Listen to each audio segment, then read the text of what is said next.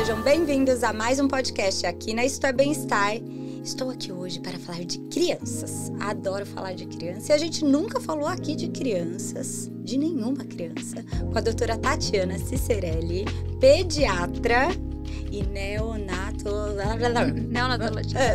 Eu tenho uns trava-línguas, sabia? Tipo, teve outra coisa que eu vim falar esses dias e deu maior confusão na minha língua. Prazer te receber. Prazer. Fiquei muito feliz com Eu agradeço o convite e finalmente vamos falar sobre crianças, Ai, né, gente, podcast. tem que falar sobre crianças. Sim. É o início de tudo. Sim, com certeza. E você foi fazer pediatria que você adora criança. Esse ano eu faço 16 anos de formada, né? E lá atrás eu não sabia o impacto que isso teria na minha vida quando eu escolhi pela pediatria, né? A gente tem que escolher realmente a especialidade com o coração, porque hoje eu respiro pediatria, eu vivo isso, e eu amo ser pediatra, principalmente depois que eu virei mãe, a gente se reinventa, né? A gente tava falando até um tempo atrás. É menino ou menina? A Rafa, ela tem 6 anos. 6 anos. E com o nascimento da Rafa, então, validou muito mais o meu amor pela pediatria, a minha vontade de aprender todos os dias, né? De levar informações legais e atualizadas para os pais e para as mães, porque é o que você disse, é a base, né? É o começo de tudo. Sim, é o começo. Eu falo que até esses tempos atrás veio uma convidada aqui, ela falou assim, se você não, uma convidada que estuda exercício físico, se você não implementar a prática esportiva até os 10 anos de idade, dificilmente essa criança, a partir dos 10, vai ser uma criança ativa. Sim. Vai ser um adulto ativo. Então, eu falo que é o início de tudo, é aquela sementinha que a gente está plantando. E hoje, cabe ao pediatra entrar já na vida dessa criança, já antes dela ser, antes dela nascer, na gestação, na pré-concepção, né? A gente tem hoje na pediatria o estudo sobre os 1000 dias de vida da criança. Então, esses 1000 dias, eles englobam já o momento pré-concepcional até os 2 anos de vida. Então, a gente já sabe que hoje, como é importante a gente olhar também para a pré-concepção, para essa criança antes dela nascer. E a gente realmente alinhar e trazer essa gestante já para um estilo de vida saudável, a gente organizar essa gestação para essa criança nascer saudável e minimizar os impactos lá na frente de doenças crônicas. A gente sabe que é nessa fase que a gente evita as doenças crônicas, né? A gente viu com a pandemia que quem sofreu mais foram as crianças, os adultos que tinham doenças crônicas. Então, hoje, o meu maior foco é prevenir que essas crianças, né, é trabalhar em cima que essas crianças evoluam para doenças crônicas, né? A gente sabe que hoje a gente tem aí uma epidemia de autismo, epidemia de doenças alérgicas, epidemia de crianças obesas. Tem né? muito. Então... E eu falo que, você falou até da pré-concepção, que eu acho super importante, porque até a gente estava comentando, e eu já comentei algumas vezes, que 50% de todo o processo, no processo da fecundação, 50% do pai, 50% da mãe. Se o estilo de vida já é uma porcaria, são sedentários, não se alimentam direito, tem patologias crônicas envolvidas e não estão nem aí, e vai influenciar nesse feto. Sim, na geração dessa criança tem coisas que, né, que eu falo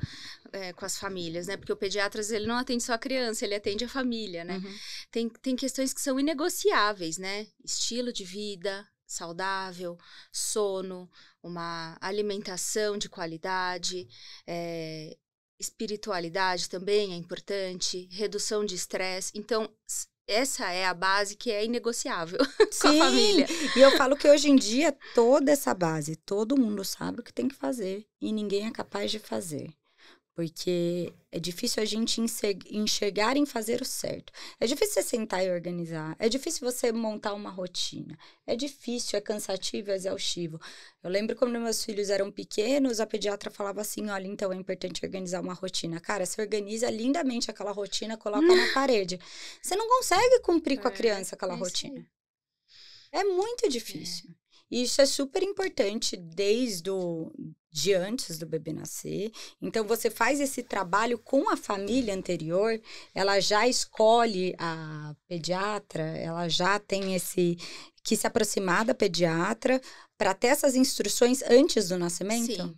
Hoje, a gente já tem até a consulta de pré-natal pediátrico, né? As mães me procuram já antes mesmo do parto, para receber esse tipo de orientação. Não só orientações técnicas, né? De amamentação, mas também essas orientações gerais, né? De alimentação, de preparação para o parto, que são muito importantes. E isso, às vezes, o obstetra, ele não absorve essa demanda, né, de algumas orientações focadas com o bebê recém-nascido. E já existe, então, a possibilidade da gestante procurar o pediatra antes do parto. É muito legal quando elas procuram antes do parto essa consulta de pré-natal pediátrico, porque já tira um pouco, às vezes, do peso, né, da maternidade ali, os exames, o que vai ser feito, o que não vai ser feito. Ameniza muito, né? Ameniza um pouco. E eu acho que quanto mais informação você tem na gestação,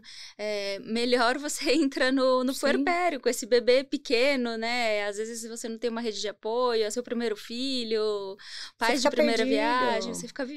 E você sabe que eu percebo o médico, o obstetra, ele tá muito ali focado na mãe e no processo gestacional por um todo, que tanto aquele bebê quanto aquela mãe fiquem saudáveis e dá muitas orientações para a mãe.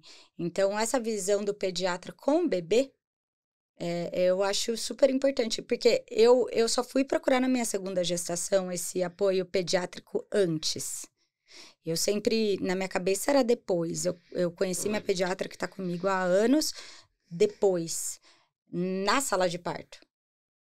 Que daí, a gente entende o processo, porque meu filho nasceu prematuro. Ele nasceu de 32 semanas com 1,4 kg. Aí, na minha cabeça novinha, eu falei assim, o que tá acontecendo? Porque o bebê nasceu e foi embora. Eu falei, como assim foi embora? Eu era nova? Eu quero meu bebê.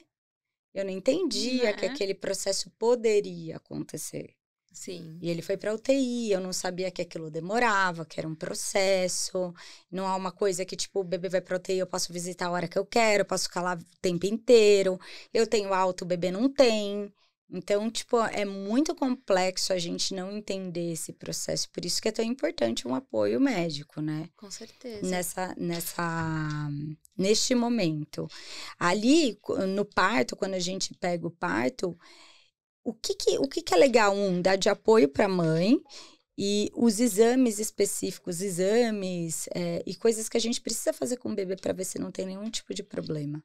Geralmente, né, a gente, então, passa para a mãe essas instruções na maternidade. Algumas maternidades, principalmente aqui em São Paulo, maternidades privadas, elas até oferecem uma visita, você pode conhecer a maternidade. Algumas maternidades públicas também você pode conhecer a maternidade. Eles te passam, então, uma relação, né, dos enxoval, dos exames, o que você precisa, o que vai mais ou menos acontecer. Então, você já espera. Mas a gente tem regiões do Brasil que não existe esse tipo de assistência, de apoio. Então, você chega para o parto, é toda uma novidade.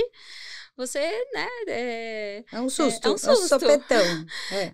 Então, nessas orientações pré-natais, a gente geralmente fala sobre todos os testes, né? Existem exames que são obrigatórios no recém-nascido, exames como o teste do pezinho, teste da orelhinha, o teste do coraçãozinho, da linguinha, que são exames que esse bebê não pode ir de alta sem essa checagem. Elas são obrigatórias, elas são... E indicam quais patologias? O teste do pezinho, ele é uma triagem de doenças metabólicas, né? Então, existem várias versões do teste do pezinho. Hoje, a gente já consegue detectar precocemente diversas doenças, e doenças que, se a gente intervém precocemente, o benefício para o bebê é muito grande. Por exemplo, um hipotireoidismo congênito é uma patologia que, se a gente não atua rapidamente, se esse bebê não começa o tratamento, ele pode ter repercussões sérias, repercussões graves, né, para a vida dele.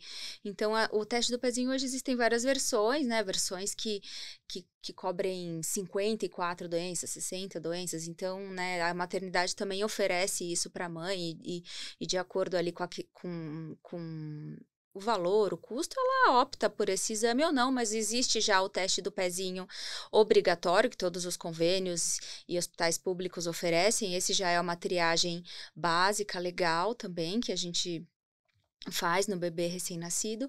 O teste do coraçãozinho, ele detecta cardiopatias. Às vezes a mãe não teve acesso a um eco fetal, a um exame morfológico, pré-natal. Muitas vezes, né, ela não teve acesso Pode a não tudo ter feito isso. todos E aí, e na tudo mais. maternidade, a gente, então, faz essa checagem com o teste do coraçãozinho. O teste da orelhinha, que ele é feito, a gente chama de triagem auditiva.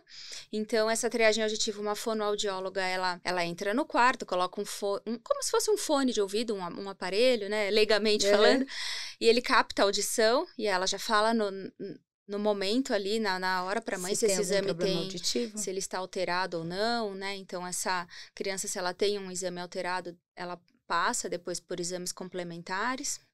O teste da linguinha, hoje é muito... O teste da linguinha, provavelmente, quando os seus filhos nasceram, ele não era obrigatório.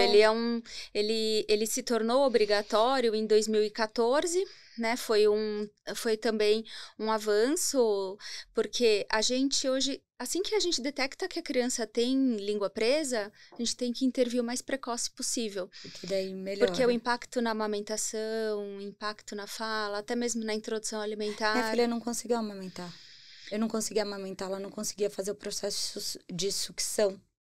Então, hoje, as questões relacionadas à amamentação, elas não são somente inerentes à mãe. Elas podem a gente deve investigar alguma disfunção oral no bebê, alguma questão relacionada à língua, à estrutura oral, né? Então, hoje a gente tem fonoaudiólogas, consultoras de amamentação, mesmo pediatras que são capacitadas. Isso se tornou um nicho hoje de atuação que é muito importante, faz parte do nosso enxoval, sim, né? Ter um apoio em relação à amamentação.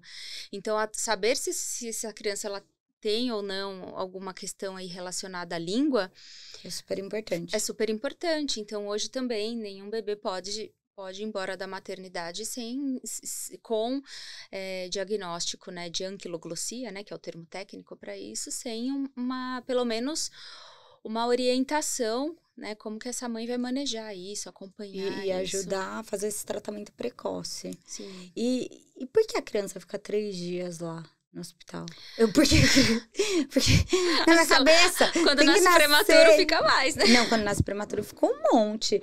Mas só que, tipo, você quer ir embora de lá, porque fica todo esse tempo? Hoje, o que mais segura o bebê na maternidade é o teste do pezinho. Porque ele não pode ser coletado com menos de 48 horas de vida.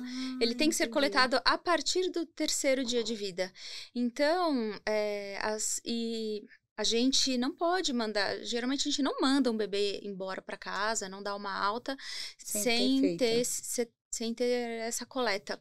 Então, o que acaba segurando, né, via de regra, o bebê na maternidade é o teste do pezinho. E se bem que é um processo muito bom para os pais no sentido de descanso.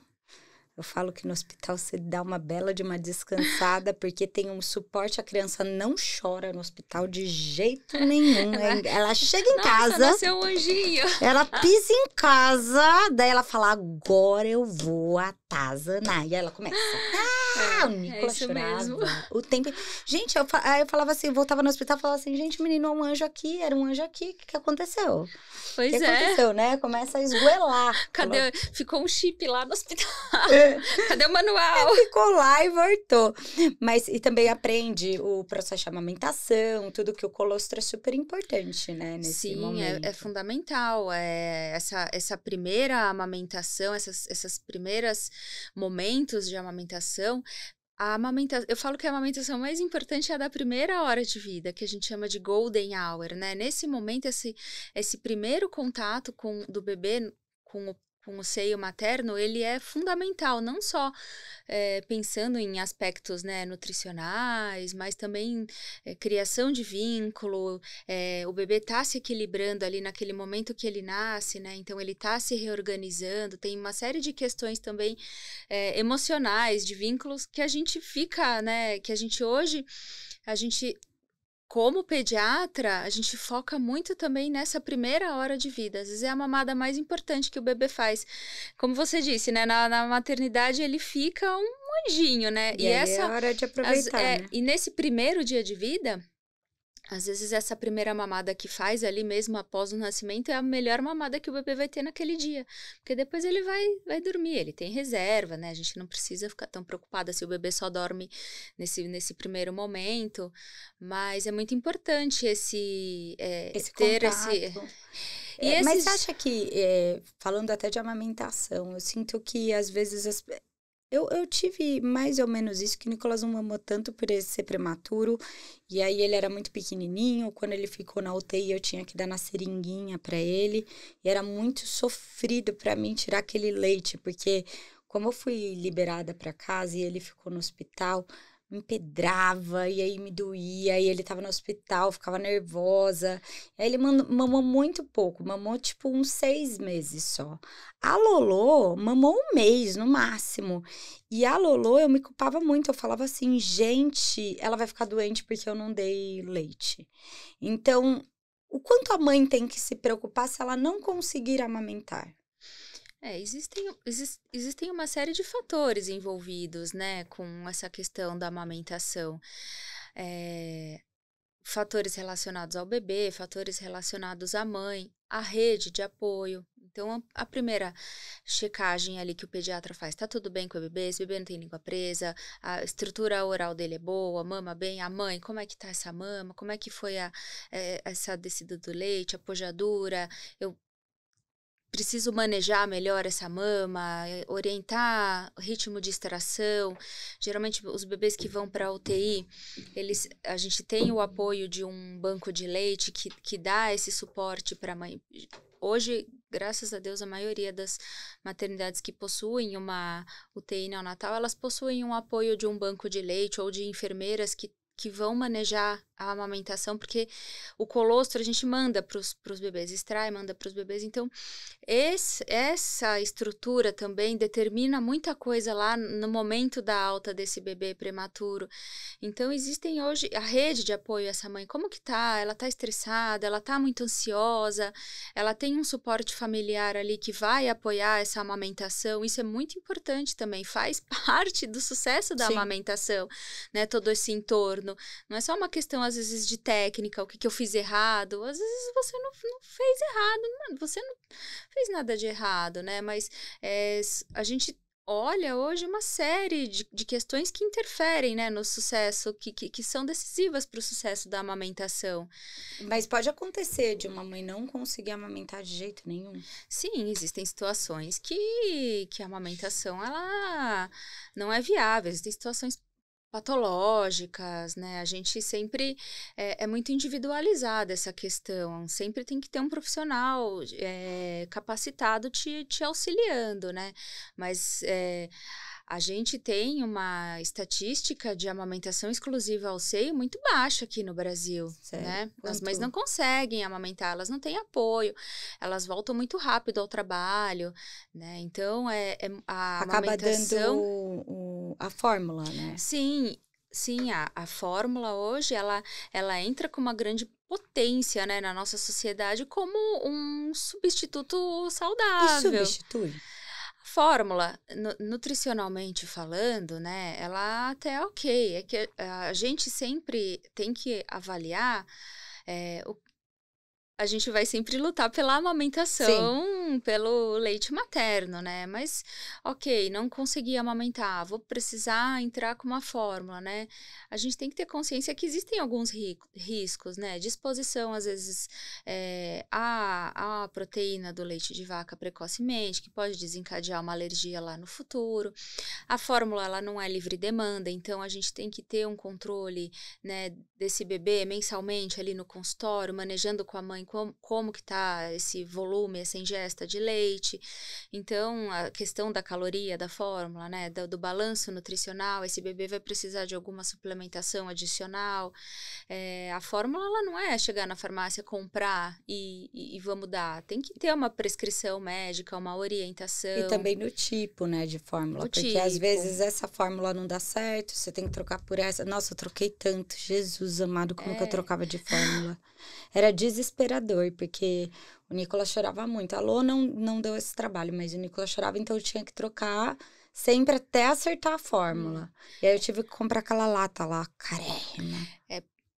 Porque existem vários tipos de fórmula, né? Então, de acordo ali com o bebê, principalmente um bebê prematuro, o manejo, a gente tem que ter um olhar muito mais cauteloso, né? Na introdução da fórmula e na condução aí desse bebê, porque a gente sabe que existem questões intestinais de maturidade, em maturidade intestinal, de microbiota intestinal, então que elas atuam aí na absorção, na digestibilidade dessa fórmula. Então, muitas vezes a gente precisa realmente trocar por uma fórmula hipoalergênica, uma fórmula de aminoácidos. Existe hoje no mercado uma série de fórmulas que o pediatra vai prescrever de acordo com a necessidade de cada bebê. E existe alguma comparação de estudo, tipo, com crianças que nascem e administram fórmulas e crianças com leite materno, se há alguma questão de desenvolvimento, de imunidade ou não tem? Existem alguns, já existe bastante coisa, né, mostrando pra gente que expor o bebê precocemente a fórmula pode predispor a alergias no futuro, né? A maior preocupação são as alergias no futuro, né? Então, essa criança, ela pode, ela recebe um alimento teoricamente estranho, né? Que é leite de vaca, muito precocemente, num organismo que ainda não está preparado. Você rega o terreno, às vezes, com um nutriente que não é adequado. Então, o leite materno, ele já é pronto, ele já tem a proteína que o organismo do bebê reconhece, a digestibilidade é melhor, então a chance desse bebê ter alergias ou mesmo obesidade no futuro... Muito grande. Com o leite materno é menor. Então, a gente já tem hoje alguns estudos falando, né, mostrando que essa exposição à fórmula, né, ela pode ter desencadear alguma coisa no futuro. E existe alguma recomendação com o tempo que você deve amamentar? Tem que parar? Porque eu vejo gente amamentando, tipo... Eu falo, gente, eu sou mãe de um de 15 e uma de 12. Essa é a pergunta de milhões. Não, eu falo que eu sou mãe de um de 15 e de 12. É que assim, doutora, eu vou ser bem sincera com você. Falam, tem que tirar a criança da cama. Eu falo que, gente, eu como mãe, não como médica, eu falo, aproveita, porque quando eles chegam nos 15, nos 13, eles já não querem mais. Não. Aí você fala assim, nossa, eu fiquei tentando tirar ele da cama, agora eles estão numa vibe, não quero mais. Né? Tipo, a minha de 12, imagina, eu quero dormir no meu quarto, assistir minhas coisas, fazendo minhas coisas. E não invada meu espaço. Eu acho que a mesma coisa com a amamentação. Tem essa questão de vínculo, é claro que, tipo, a gente vai amamentar uma criança até 10 anos de idade, mas só que existe alguma limitação ao tempo de amamentação? No tempo máximo, você diz? Olha, essa pergunta é muito boa, porque a nossa sociedade hoje quer impor regras, né, que às vezes elas não cabem, né, dentro da nossa casa. É claro, o Brasil, ele é um país em que a gente ainda tem uma alta incidência de desnutrição, então a amamentação, ela protege a criança, né, então um país, né, do tamanho do Brasil, você ter políticas que incentivem a amamentação, elas são altamente recomendadas e protetoras, né, pensando que manter o aleitamento materno, a gente não mantém somente essa criança, né, do ponto de vista nutricional, mas essa mãe também passa anticorpos para essa criança. O leite materno, ele tem uma infinidade de benefícios, então a gente vai sempre incentivar essa amamentação pelo maior tempo possível. Tá. Às vezes você tem um bebê de 2, 3 anos que ainda mama no peito, e aí essa criança começa a escolinha, pega uma estomatite, às vezes o que mantém ela ali uma semana É o peito, é a única coisa que a criança aceita. É o que salva, né? Uhum. Então, não tem problema nenhum a gente ter amamentações prolongadas. Hoje a gente não tem Porque mais... não vai ter ninguém de 50 anos mamando. Em algum momento a criança vai parar. Porque Sim. existe a questão da mãe, né? É como você falou. Ai, tá tão bom na cama, vamos deixar, igual o peito. Se a mãe não tem nenhuma questão, se isso pra ela tá ok, essa É que tem família criança tá que começa a ok. machucar também, né? Começa a morder, começa a machucar bem. Na verdade. Eu acho que... Meu filho, a Lorena, é claro, ela teve. Não, a Lorena mamou pouquinho. Mas eu lembro que minha sobrinha mordia o peito da minha irmã, que ela começou a ter dentinho, ela Sim. puxava. Mas isso tem algumas formas que a gente tenta abordar com a criança, né? E com os pais, para que isso não aconteça. Mas interromper a amamentação por conta, né, de mordidas, não. A gente sempre vai incentivar a Até amamentar até quando der. quando der. A criança, o desmame, ele é uma questão do consultório que ela é muito polêmica, né? Porque A mãe às vezes sofre muito a também, mãe né? sofre e a gente tem que ter o melhor momento para os dois. Eu sempre falo isso com as mães. Veja o melhor momento para vocês dois, né? Às vezes você tá focada, não, eu vou desmamar agora antes do Natal.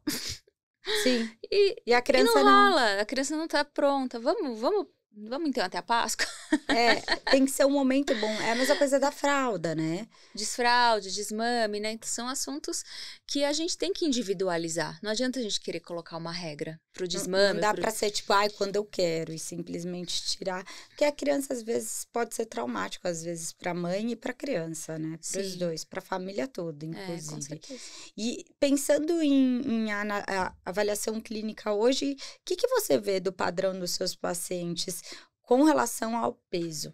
Hoje as crianças, elas estão com um excesso maior de peso, elas estão com obesidade, sobrepeso, ou são crianças mais abaixo da curva, ou normal?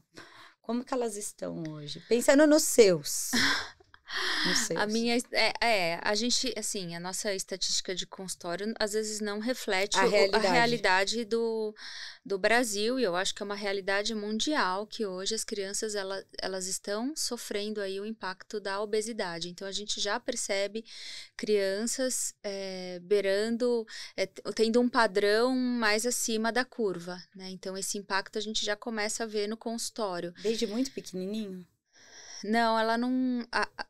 O que define muito esse momento, essa transição que eu julgo assim mais importante, é a introdução alimentar ali com 6 meses de vida. Essa família ela tem que estar muito bem orientada na introdução alimentar, porque a gente hoje sabe que lá as crianças estão ficando obesas, então hoje a gente tenta passar para essa família que ela estabeleça com essa criança uma relação positiva com a comida. Comer não é sentar na frente do prato e raspar o prato, é você ter uma relação com a comida de prazer, de alegria, para você depois não descarregar na comida a sua ansiedade, né? Não descarregar na bebida. Então, fazer desse momento da introdução alimentar, a gente sempre preza por orientações nutricionais saudáveis, escolhas saudáveis, né? Prolongar ao máximo a apresentação dessa criança a produtos industrializados, as bolachas, bisnaguinhas, sucos artificiais, eles não devem fazer parte de um cardápio infantil, porque o impacto lá na frente vai ser muito dessa grande. bisnaguinha que às vezes está comendo hoje, que está tudo bem, mas às vezes a conta vai chegar lá no futuro. Então é isso que a gente vê. Uma família um pouco mais desregrada, um docinho não faz mal, né? Lá na frente a conta chega. Dar coca para beber na mamadeira. Então, isso é um absurdo, né?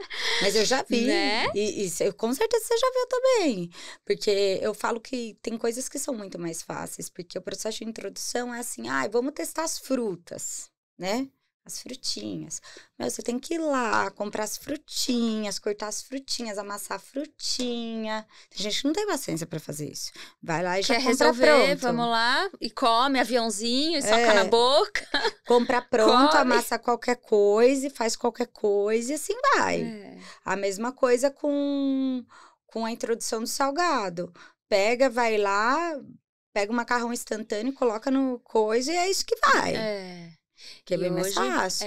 E hoje a gente, né, eu como pediatra, a gente sempre tem que, os profissionais da saúde em geral, eles precisam estar muito atentos a isso. Então, isso não é saudável para a criança. Lá na frente, isso vai ter um impacto. A gente viu, né, década de 80, 90, essa falta, né, de excesso de industrializados, essa invasão nesse mercado infantil, né, como isso entra na nossa vida e a gente não percebe. E isso faz mal para as crianças, né, lá na frente. Com certeza. E como que esse processo de... uma vez que você pega uma criança, e essa criança, ela está aumentando o peso, e você faz... porque na análise médica lá, você começa a perguntar o que você está comendo, seu café da manhã, tal e tudo mais, que você começa a fazer o registro. É muito difícil você reorganizar o padrão alimentar da criança, de uma criança muito pequena, sendo que o problema está na mãe. Exatamente. Porque quem organiza a alimentação daquela criança é a mãe. E uma vez que aquela criança está acima do peso, a gente tem uma mãe que precisa ser cuidada. Como que você faz essa abordagem? É o que você disse, mudar a estrutura familiar é muito difícil. Você tem que buscar lá no começo dessa vida dessa criança, às vezes você tem que buscar as respostas na gestação. Essa mãe, ela é obesa, ela teve diabetes na gestação. O que ela teve nessa gestação? O que ela comia nessa gravidez? Como que era o estilo de vida? E aí você tem que já buscar as mudanças na mãe, nessa família. Então, você vai reorganizar a estrutura, não só alimentar, né? A estrutura, às vezes, né, da rotina, né? Do comportamento.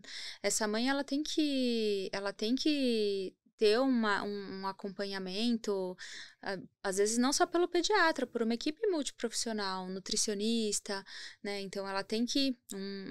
essa criança, às vezes, vai para um nutrólogo, para um endocrinologista, porque a gente tem que afastar também que ela não tem nenhuma disfunção orgânica, que não seja somente um erro alimentar, né? Então, a gente afasta outras patologias e, em paralelo, atua na reconstrução. É uma reconstrução. A família, ela precisa estar muito envolvida nisso. E ela não pode ser omissa, né? Não só porque tem muitos que escondem as coisas que estão acontecendo. Eu não sei se acontece isso com você, porque quando eu atendia paciente com obesidade, não como nada o dia inteiro.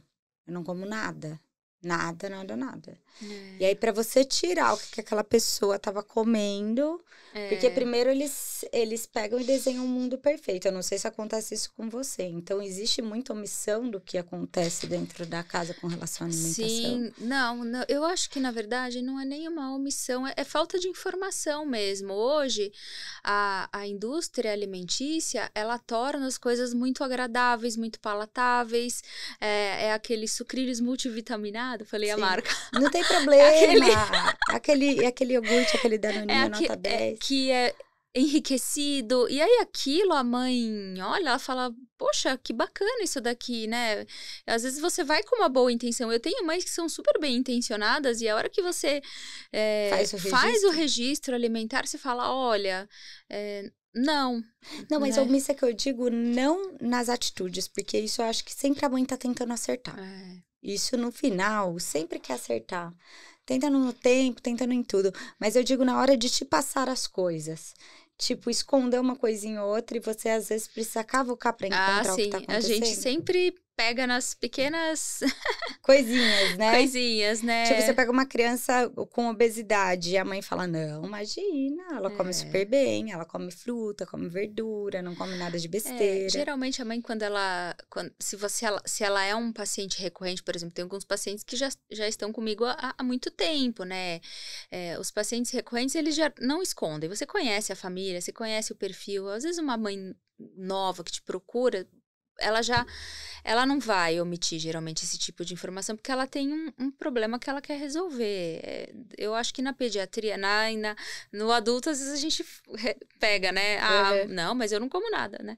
Mas na pediatria a mãe acaba... mais difícil. A mãe acaba contando mais porque ela né? fica preocupada, né? e ela às vezes tá ali pagando a consulta, ela não vai mentir, omitir pra você ali uma questão relacionada ao filho dela. Nossa, gente, eu tinha tanta omissão absurda. Porque às Não, vezes existe, a né? Eu pessoa acho quer que se tem de tudo. auto-sabotar, né? A gente tem todos os tipos de mães, de pais, né? Então, e existe, às vezes, olha, é o que eu vejo com muita frequência. Oi? O excesso de Não. preocupação. Ou então, não, ó, quando tá comigo é assim, mas vai pra escolinha, ou vai pra avó, ou vai pra tia, Desembesta. Aí perde o controle. Aí né? nem sabe o que acontece Então, ali ela nem. dentro. E às vezes esses deslizes fora de casa, eles são importantes também. Mas e agora o contrário, o excesso de cuidado? Porque eu vejo hoje, pelo menos mais na idade da minha filha, menos do meu filho. Meu filho eu percebo que não há tanto, mas na minha filha tinha muito excesso de cuidado. Eu via muitas mães, muitos pais que, tipo, não vai brincar, não vai passar a mão no cachorro que vai pegar uma alergia. Não vai descer para brincar na grama porque não pode, porque vai ficar doente. Não vai sair ali porque não sei o que lá. Esse excesso de cuidado, quanto que ele é positivo para criança? A gente tem realmente, né, perfis de pais, de mães que são super protetores. Sim. Né? E analisar até que ponto está sendo saudável ou não para essa família. Então, geralmente, essas análises eu faço também no consultório. A tendência hoje é a gente querer compensar muitas coisas, dar tudo para o nosso filho, não deixar que nada aconteça com ele, porque a gente tem uma rotina estressante, trabalho o dia inteiro, às vezes essa criança, a gente não fica o dia inteiro com o filho, fica com uma babá, fica na escola. Então, a hora que essa criança tá com a gente, você quer super proteger, não quer deixar que nada aconteça, né? Isso existe, a gente tem que sempre... Eu acho muito legal a criança que convive com a família, essa mãe que tem uma rede de apoio, que coloca essa criança para brincar, porque essa superproteção, muitas vezes, ela não é tão saudável assim, né? Porque a criança, ela precisa se frustrar, ela precisa se chatear, ela precisa lidar com os sentimentos e saber, tipo, entender o que é cada um. Nossa, tem um livro, eu tenho que lembrar o nome desse, da barriga. Você já viu esse livro? Eu vou lembrar desse livro e depois eu vou colocar na descrição, só para não esquecer, que é demais, ele ensina você a entender os sentimentos que vêm da barriga. Então, exemplo, se eu tô irritada, porque a criança, ela não entende se é irritação, tipo, a barriga tá queimando, ela acha que tá com fome, tudo é fome. Tudo é fome. Você entender os sinais, né? Como os se fosse entender os sinais. Sim, e eu achei tão legal isso, porque às vezes nós, como pais, a gente não sabe colocar significado e conscientizar a criança daquele sentimento. Isso é muito difícil. Você falar, isso que você está sentindo é tristeza. Isso que você está sentindo é raiva. É muito difícil explicar esse sentimento, essa emoção para a criança. E a criança, eu acho que fica muito perdida com os pais querendo proteger e não querendo que eles passem por esse processo de frustração, né? Isso acontece muito. E dependendo da faixa etária que essa criança está vivendo, ela está numa fase de construção dessas emoções. Então, é como você disse, essa criança, ela precisa passar por um processo, às vezes, não que a gente vá provocar uma frustração na criança, né? Mas se acontecer, tem que passar por isso. Não, olha, não é que eu não vou te dar esse brinquedo, eu não vou te dar hoje. No seu aniversário, você vai ganhar. Então, fazer sempre acordos com a criança, ter um diálogo positivo, né? Olha, você não vai agora, né, comer fora do horário, você vai comer depois, né? Mas não é que você não vai comer, você vai comer no horário do jantar, né? Não explicar, né? Oba-oba, né? É o que você falou, a criança, ela precisa ter rotina, ela precisa ter organização, isso faz parte também da construção das emoções. A criança, ela reage negativamente ao que é imprevisto. Então, ela lida mal com surpresas. Então, a gente sempre tem que ter ali, dar uma previsibilidade para a criança, conversa, negocia. É uma coisa que eu faço com a minha filha. Não é que eu não vou... a gente vai, às vezes, né, dar uma voltinha, até mesmo no shopping. Passou no quiosquinho ali e quer caneta, quer canetinha, quer caderno. Não vou te dar agora. Escolhe então, eu te dou no Dia das Crianças, te dou no Natal. E pronto. Né? Não é que você não vai ganhar, você você Agora aguarda você tem que aquele ter momento paciência. e no momento mais oportuno eu vou te dar. Senão você sai dando tudo para a criança aí. E aí você não. Que construção, né? Que emoção que essa criança, né? Que vida, que estilo de vida ela vai ter, né? Sim, ela não vai ter paciência para esperar, vai ser uma criança ansiosa, vai Mas ser. existem formas da gente fazer isso com empatia, né? Acolhendo. Que é aquela disciplina positiva, né? Isso, Que eu acho exato. super Exato. importante. É a firmeza com a gentileza. Você vai ter um comando mais firme com a criança sem ser agressivo, né? Sendo gentil, acolhendo, tendo um diálogo, explicando. É muito difícil, porque é um trabalho diário que a gente faz com a criança, às vezes até com um adolescente, né? Que é cansativo. É cansativo, não eu falo que é cansativo educar. Porque é muito mais fácil ser. Eu vejo algumas famílias que simplesmente largam as crianças e assim, e taca-lhe pau, sabe? A vida cria. É difícil você sentar e educar. E assim, e toda forma de educação nunca acerta. Porque sempre você vai fazer alguma coisa tentando acertar e erra. Sim. O tempo inteiro. Não existe uma fórmula. Não existe uma fórmula. Aí você vai por esse caminho, putz, não deu certo, eu tento por esse. E tudo que você fez, como pai, como mãe, foi tentando acertar. E esse processo inteiro é tentando acertar, é tentando trabalhar a felicidade, é tentando buscar que eles compreendam o amor, que eles compreendam que eles são fortes o suficiente para se frustrar e lidar com essa frustração. Sim. Porque a gente, às vezes, não acredita que a criança ela é forte o suficiente para lidar com essa frustração. E a gente passou por frustrações, né? Com certeza. Eu passei por tanta coisa sozinha, piquitica, e sozinha me resolvi. E hoje eu sou mais forte por isso. E assim a gente vai criando Constrói crianças fortes, né? Essa construção, ela é muito importante.